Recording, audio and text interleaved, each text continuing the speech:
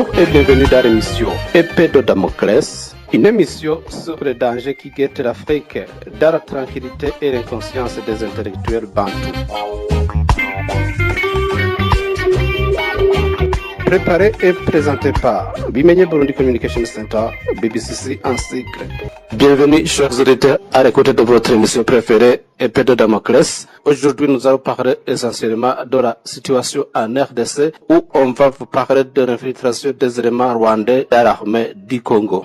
Très récemment, le président du Congo a limogé quelques officiers d'origine rwandaise, mais l'affaire n'est pas tout à fait résolue parce que cette armée regorge beaucoup d'infiltrés d'origine rwandaise et que nous allons aujourd'hui vous donner quelques noms seulement. La minorité tutsi rwandais occupe effectivement des postes de responsabilité au niveau national. Ils sont majoritaires dans l'armée congolaise FARDC. Ici, nous allons essentiellement citer le général Jean Bivegete et l'auditeur général de l'armée, le haut magistrat militaire, le général Massunzu est commandant adjoint de la 10e région militaire à Bukavu.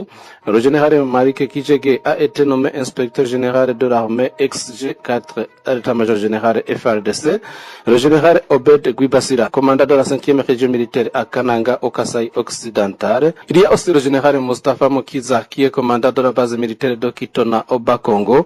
Il y a le général Charles Bisengimana qui est l'inspecteur général adjoint de la police nationale à Kinshasa.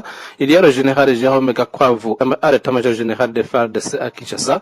Il y a aussi deux généraux nommés par décret présidentiel qui sont déjà en rébellion, c'est le cas de Laurent Kunda et de son chef d'état-major, le général Bosco Ntaganda. Sur cette liste, il faut y ajouter 70 majors et plus de 300 capitaines au sein des FARDC. On pourrait tirer la conclusion suivante. Le nombre des officiers généraux est supérieur de la seule tribu Tutsi, dépasse le nombre de généraux que possèdent toutes les tribus réunies du Nord et Sud Kivu.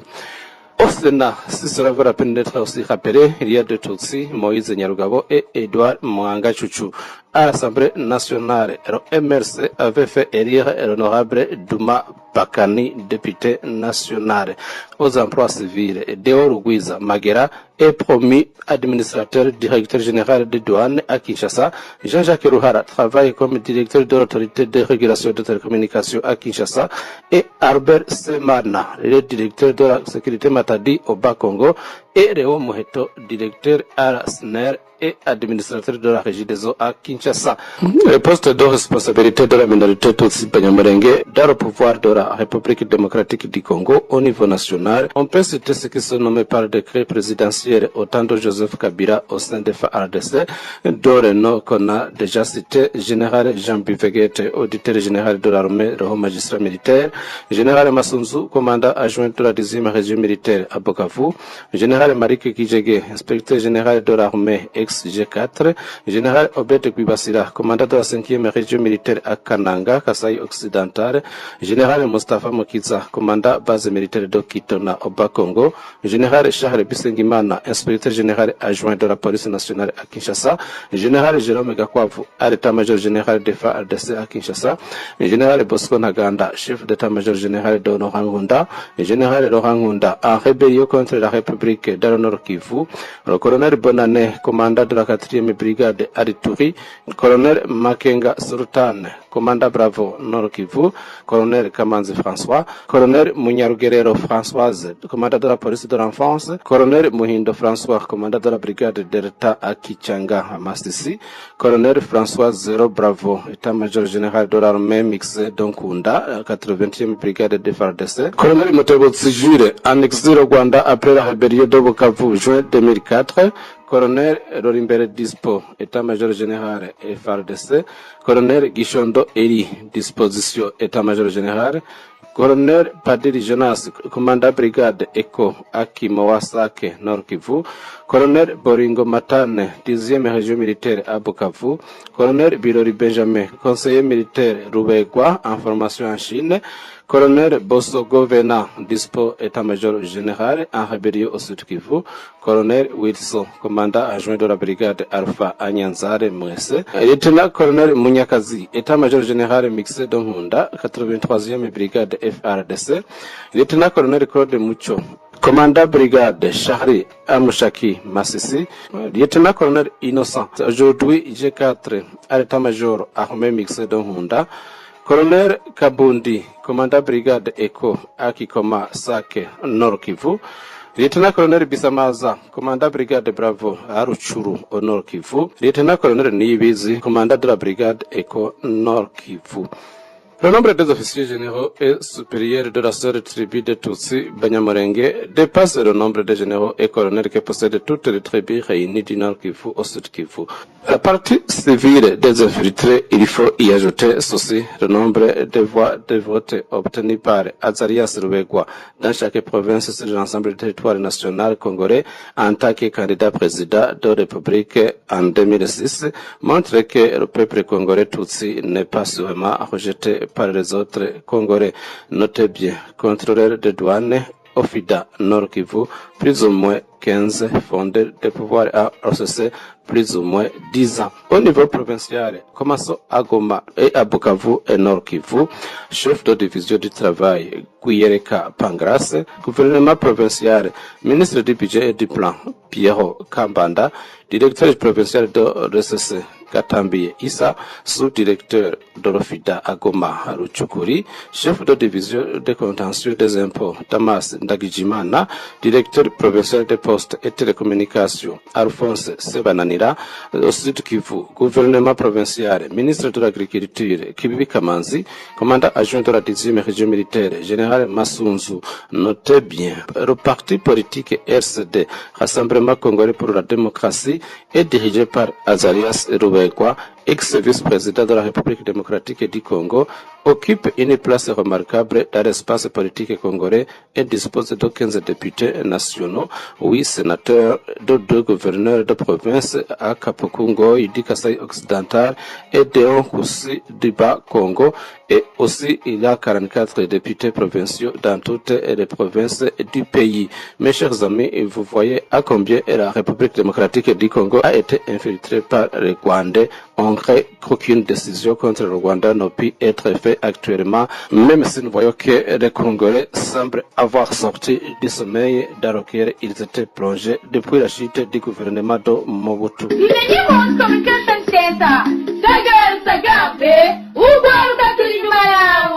Tout le monde peut se demander comment et pourquoi un pays aussi petit que le Rwanda et que celui-ci pourrait déstabiliser ce géant. Comment a été formée l'armée congolaise depuis son début? L'histoire militaire de la République démocratique du Congo couvre environ un siècle et demi d'histoire à travers l'Afrique centrale, mais aussi en Afrique orientale. Cette mission est donc la synthèse des historiques de nombreux conflits qui ont ensanglanté le pays et la région. L'espace géographique qui constitue l'actuelle République démocratique du Congo, successivement appelé État indépendant du Congo, le Congo belge, Congo Kinshasa et puis le Zaïre, a très tôt été le théâtre de violents affrontements. En effet, dès l'unification à l'annexion du territoire par l'aéroport de Belgique, lors du partage de l'Afrique en 1885, ce dernier dut imposer par la force son autorité au peuple dont il se déclarait souverain. Il affronta notamment à plusieurs reprises entre 1892 et 1894 les États indigènes du Maniema qui lui contestaient sa suprématie. Étant passé sous domination belge à proprement parler, les troupes congolaises furent aussi impliquées sur les théâtres africains de deux guerres mondiales avant d'être, après l'indépendance en 1960, confrontées à une guerre civile d'une rare violence qui aboutit à la prise du pouvoir par Mobutu Sese Seko.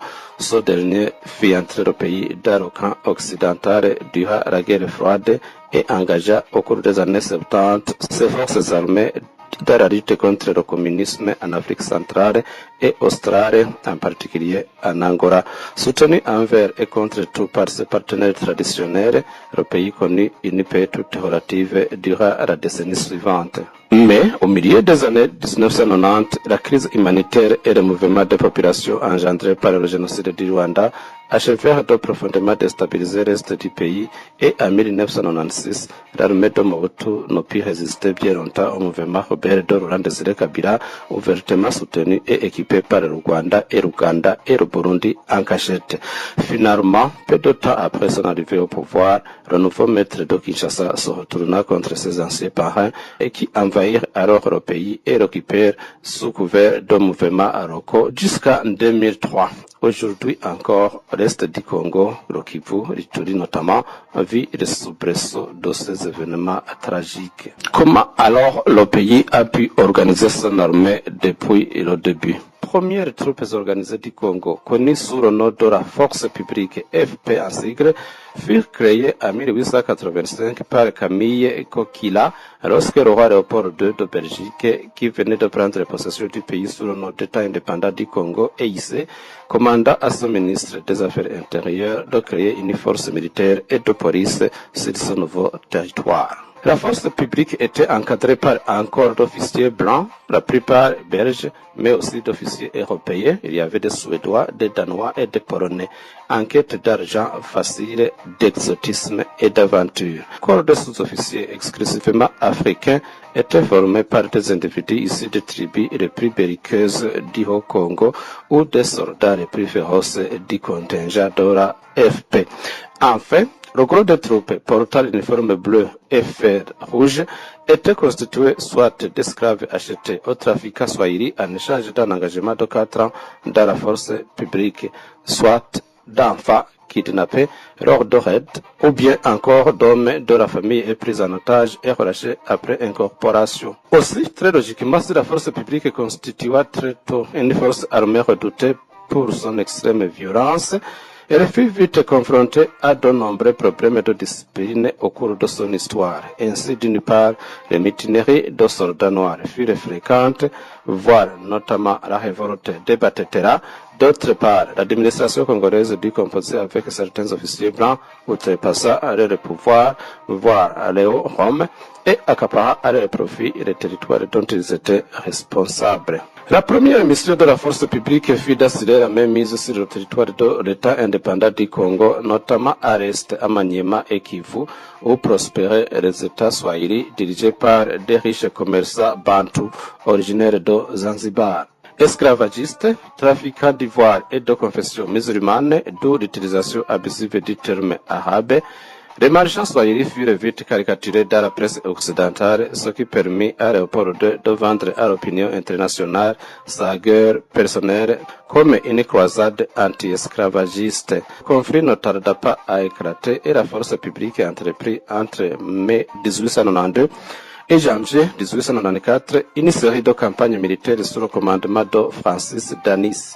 Au plus fort de l'engagement, à la fin de l'année 1892, environ 100 000 arabo-swahili répartis en plusieurs armées seront opposés et vaincus par 120 Européens à la tête de 3500 soldats réguliers. Objet de pression de la part de l'opinion internationale concernant les conditions des autochtones au Congo, Léopold II est contraint de transférer en 1908 la souveraineté sur le Congo à l'État belge.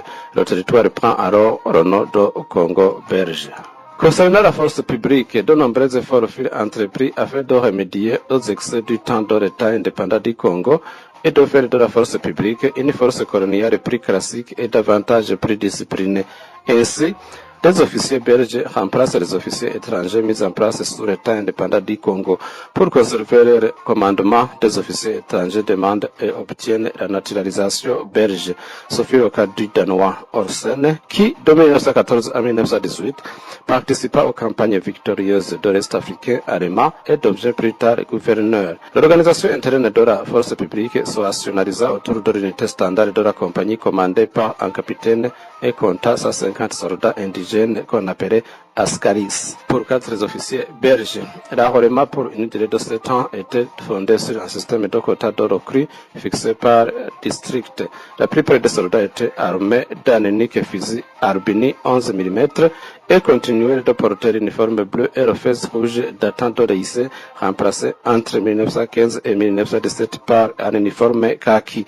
En 1914, la force publique comprenait environ 17 000 hommes, la plupart servant en garnison et jouant essentiellement un rôle de police sur un territoire donné. Dans l'émission suivante, nous allons vous parler de la Première et la Seconde Guerre mondiale et le rôle qu'a joué l'armée congolaise dans les 2 guerres mondiales.